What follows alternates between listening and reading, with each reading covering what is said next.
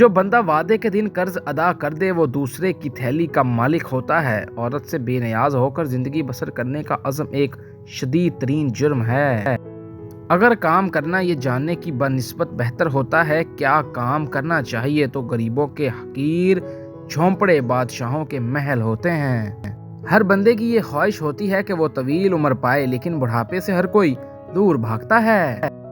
وہ شخص نہایت ہی خوش قسمت ہے جس کا مطالعے کا شوق ہے، لیکن جو فحش کتابوں کا مطالعہ کرتا ہے اس سے وہ اچھا ہے جس کو مطالعے کا شوق ہی نہ ہو۔ مشکل ایسا عذر ہے جسے تاریخ ابھی تسلیم نہیں کرتی۔ آدمی سے پہلے آدمی کے خصائل شہر میں آتے ہیں۔ بوڑھے آدمی بڑے خطرناک ہوتے ہیں۔ ان کو بلاسی کہ دنیا کے حالات بہتر ہوتے ہیں یا بدتر، کیونکہ وہ دنیا کو جلد تر چھوڑنے والے ہوتے ہیں۔ بڑھاپا نہایت ہولناک مرض ہے، اس کی زد سے کوئی نہیں بچ سکتا۔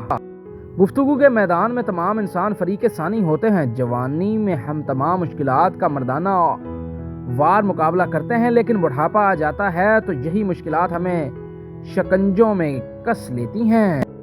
دنیا میں ایسے لوگ بھی ہیں جن کے قصر حیات کے باموں در شکستہ ہو چکے ہیں، لیکن اس کے باوجود ان کی خوبصورتی میں فرق نہیں آتا۔ وجہ صرف یہ ہے کہ انہوں نے عمر کے ہر حصے میں اعتدال کو قائم رکھا۔ اگر تم معاشرے میں ہر ایک سے نبھاؤ اچھا ہے تو اس کی یہی ایک صورت ہے کہ بہت جاننے بوجھنے کے باوجود ہر ایک سے کچھ نہ کچھ سیکھنے کی کوشش کرو۔ محبت کے نشے میں مرد اور عورت ایک دوسرے کے کردار کا صحیح جائزہ نہیں لے سکتے۔ مصائب و آلام کی یہ دو قسمیں ہیں، جن میں سے ایک یہ ہے کہ ہم خود اپنے لیے مصیبت مول لیں اور دوسروں کا بھلا چاہیں۔